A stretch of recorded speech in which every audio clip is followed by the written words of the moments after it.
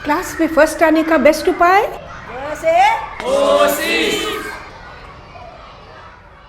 Hello बच्चों, हमारे जो साइंस के एक्साइटिंग वीडियोस हैं उस कड़ी में एक और सुपर एक्साइटिंग वीडियो। आज का वीडियो ग्रेविटेशन यानी कि गुरुत्वाकर्षण। आइजैक न्यूटन नाम के एक शख्स एक एप्पल ट्री के नीचे बैठे हुए थे और उनके सिर पर एक एप्पल गिरा। वो सोचने लगे एप्पल गिरा क्यों, उड़ा क्यों नहीं। और इस तरीके से उनके मन में कई सवाल आने लगे कि मैंने एक गेंद को ऊपर फेंका तो गेंद नीचे क्यों आती है, ऊपर उड़ क्यों नहीं जाती है। जब हम ग्लास में पानी डालते हैं तो पानी ग्लास के नीचे क्यों बैठता है, पानी ऊपर क्यों नहीं रहता। ऐसे बहुत सारे सवाल वो पूछ रहे थे और उसके बारे में उन्होंने बहुत अनुसंधान किया और वो एक कंक्लूजन पे पहुंचे और वो था गुरुत्वाकर्षण। गुरुत्वाकर्षण वो बल है जिससे पृथ्वी हर चीज को, हर वस्तु को अपने केंद्र पे खींचती है। Take a look. ये वही बल है जो चंद्रमा को पृथ्वी के चारों तरफ एक ऑर्बिट में, एक कक्ष में घुमाती है। ये कैसे हो सकता है? जब हम एक बॉल फेंकते हैं वो तो आके धरती से टकरा जाता है, तो चंद्रमा धरती से क्यों नहीं कोलाइड कर रहा है, टकरा क्यों नहीं रहा है? इसके जानने के लिए हमें जानना पड़ेगा कि चंद्रमा का भी अपना गुरुत्वाकर्षण है। चंद्रमा भी चीज़ों को अपनी तरफ खींच रहा है। तो चंद्रमा पृथ्वी को खींच रहा है, पृथ्वी चंद्रमा को खींच रहा है। तो ये खींचातानी में वो एक ऑर्बिट में घूमना शुरू करता है। और यही सिद्धांत है, यही प्रिंसिपल है जिससे हमारा सौरमंडल, सूरज और उसके जितने ग्रह हैं ये एक दूसरे के ग्रेविटेशन पुल के खींचातानी में इन अक्षों में घूमते आपको मिलेंगे। बिल्कुल इसी तरह सारे ब्रह्मांड में आकाश गंगाएं फैली हुई हैं जिसमें ग्रह है, नक्षत्र हैं, तारे हैं, अंतर तारकीय धूल है। ये सारे एक साथ बंधे हुए हैं और सेंचुरी से, बिलियन, अरबों साल से ये एक साथ घूम रहे हैं। और ये कमाल है गुरुत्वाकर्षण का। हर ग्रह, हर नक्षत्र का जो वातावरण है ये गुरुत्वाकर्षण ही उसे पकड़ के रखती है। जहाँ गुरुत्वाकर्षण ज़्यादा है उसका वातावरण ठीक ठाक रहता है, गुरुत्वाकर्षण कम, इसका मतलब उसका वातावरण बहुत हल्का फुल्का पतला होता है और ये हवाएं उड़ जाती हैं, ये लेयर्स उड़ जाती हैं। ये वही बल है जिससे ज्वार भाटा भी होता है। High tide and low tide कैसे होता है? पृथ्वी की जो ग्रेविटेशन फोर्स है, इसकी जो गुरुत्वाकर्षण, ये पृथ्वी के चारों तरफ एक मंडली से बनाती है। देखो इसको, इसके दो साइड्स उभरे हुए हैं और ऊपर वाले साइड्स दबे हुए हैं और एक उभरा साइड चंद्रमा की तरफ है और पृथ्वी इसके अंदर गोल गोल घूम रही है। अब जो साइड चंद्रमा की तरफ आता है, चंद्रमा के खिंचाव से, पुल से, उसके यहाँ जो नदी नाले हैं, जो समुंदर है, इन सब में बड़े बड़े वेव्स आने लगते हैं और इसको हम कहते हैं ज्वार या हाई टाइड। फिर पृथ्वी फिर घूम जाती है और चंद्रमा के ऑपोजिट साइड पे चली जाती है, तब हम कहते हैं भाटा या लो टाइड। अब तक तो आप समझ ही गए होंगे कि गुरुत्वाकर्षण बल क्या है। ब्रह्मांड में किन्हीं दो वस्तु के बीच में आकर्षण, और पृथ्वी का गुरुत्वाकर्षण क्या है, जिससे वो सारे वस्तुओं को अपने केंद्र में खींचता है और ये माध्यम का भरोसेमंद नहीं है। गुरुत्वाकर्षण के कुछ नियम हैं, इसको भी हम देख लेते हैं। ये जो नियम है ये सार्वभौमिक कानून है, यूनिवर्सल लॉज है। तो नंबर 1 है दैट ग्रेविटेशनल फोर्स ये डायरेक्टली प्रोपोर्शनल है दोनों वस्तुओं के द्रव्यमान पे या मास पे, यानी कि द्रव्यमान के सीधे अनुपातिक है गुरुत्वाकर्षण फोर्स। जितने दो बड़े बड़े वस्तु, उनके जो अगर उनके द्रव्यमान बड़ी है तो उनके बीच में ग्रेविटेशनल फोर्स ज़्यादा होगी, अगर द्रव्यमान कम है तो उसके बीच में ग्रेविटेशनल फोर्स कम होगी। ये सीधे अनुपात में है, डायरेक्टली प्रोपोर्शनल।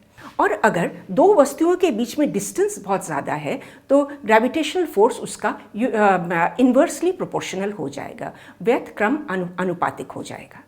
तो ये तो रहे सार्वभौमिक कानून। अगला पॉइंट हम देखेंगे द्रव्यमान और वजन, मास एंड वेट, इसका क्या डिफरेंस है। द्रव्यमान समझना बड़ा सिंपल है। आप किसी शीशे के सामने खड़े हो जाओ, आपके बाल, आपका स्किन, आपके बोन्स, आपका ब्लड, आपका फ्लैश, आपके ऑर्गन्स, जितने द्रव्यों से आपका शरीर बना हुआ है यही आपका द्रव्यमान है और इसी को हम कहते हैं मास।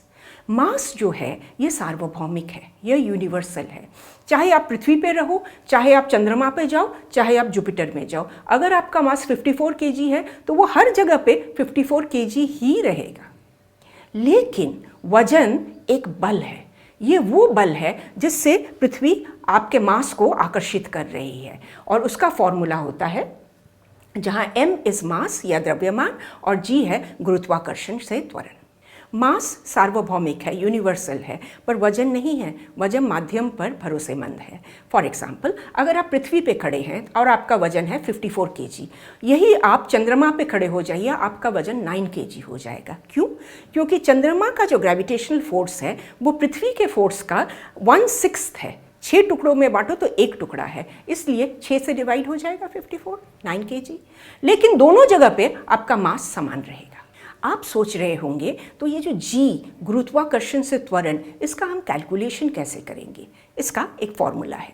सबसे पहले हमने देखा था वजन का फॉर्मूला, ये देख लो। एक और फॉर्मूला होता है, ये देखो। अब ये दोनों फॉर्मूले को एक साथ करो, दोनों को इक्वेट करो, तब आप देखोगे बैलेंस विल बी, ये आपका बैलेंस आएगा, जहाँ बड़ा M इस पृथ्वी का मास, छोटा m इस वस्तु का मास, G, कैपिटल G, ये है यूनिवर्सल ग्रेविटेशनल कांस्टेंट, और D है आपका डिस्टेंस। डिस्टेंस वस्तु का पृथ्वी से जो डिस्टेंस है। तो ये है आपके त्वरण, गुरुत्वाकर्षण से त्वरण का फॉर्मूला। इसको आप याद रखना। अगर कोई वस्तु पृथ्वी के बाहर है, पृथ्वी के एटमॉस्फेयर के एकदम ऊपर है या बाहर ऑर्बिट में है, तो उससे गुरुत्वाकर्षण हम कैसे कैलकुलेट करेंगे, वो जी कैसे कैलकुलेट करेंगे, उसका फॉर्मूला आप देख लो। इसका जो कैपिटल M है, स्मॉल m है, वो वस्तु का मास, कैपिटल M वो है पृथ्वी का मास, कैपिटल G है यूनिवर्सल ग्रेविटेशनल कांस्टेंट, और जो R है ये है पृथ्वी की त्रिज्या। तो ये फॉर्मूला आप बिल्कुल याद रखना।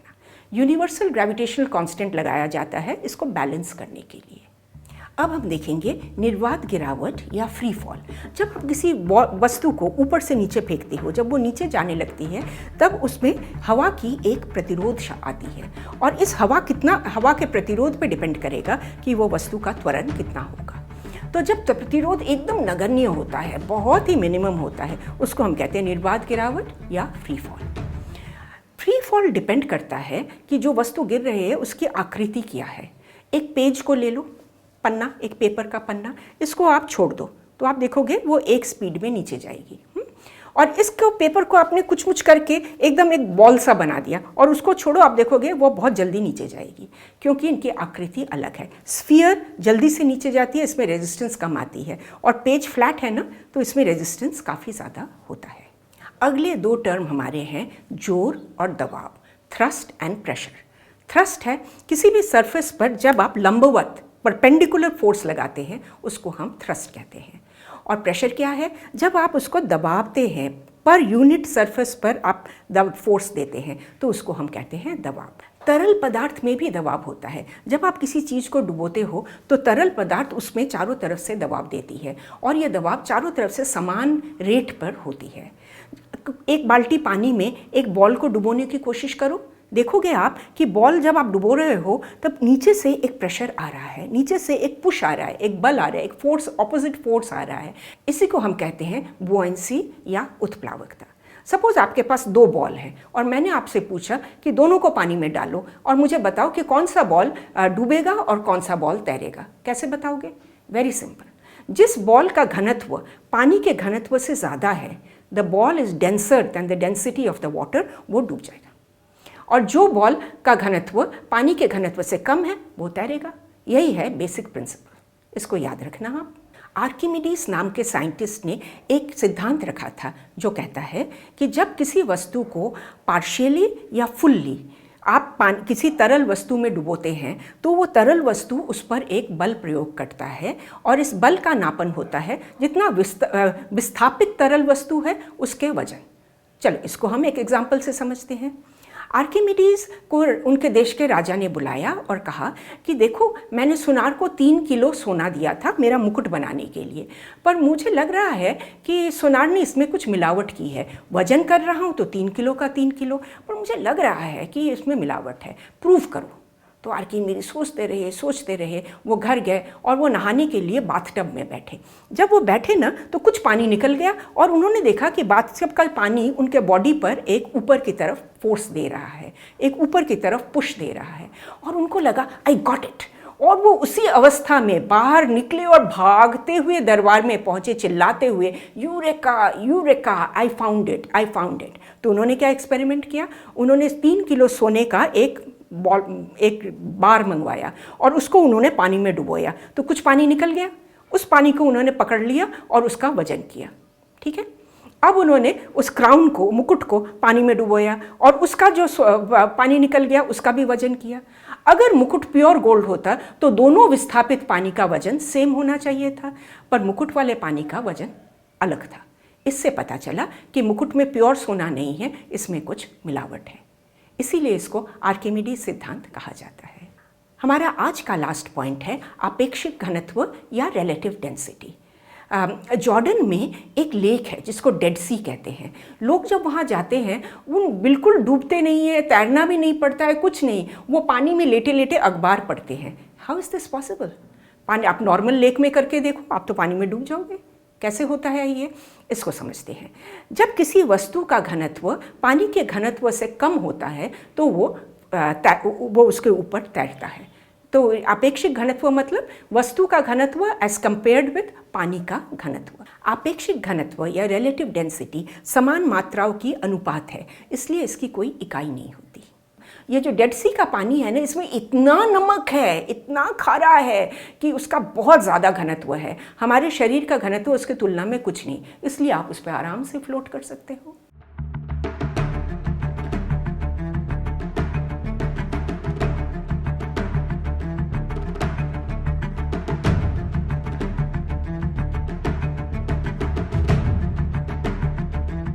इसका पूरा राइटअप आपको यहाँ मिल जाएगा। और अगर आप सब्सक्राइबर नहीं बने हो तो सब्सक्राइब, बेल, ऑल तीनों को दबा देना। कुछ सब्सक्राइबर्स कहते हैं कि हमें नोटिफिकेशन नहीं मिलते। आपने शायद बेल और ऑल नहीं दबाया। आप सब्सक्राइब बटन को छेड़ना भी नहीं, आप केवल बेल और ऑल को दबाना आ जाएंगे। हमारे फेसबुक, इंस्टा, ट्विटर पे हम डेली पोस्ट डालते हैं और डेली 5-6 बार पोस्ट डालते हैं। बहुत इंटरेस्टिंग पोस्ट होती हैं। आप ज़रूर हमारे साथ जुड़िए, आपको भी मज़ा लगेगा। देखते रहिए। क से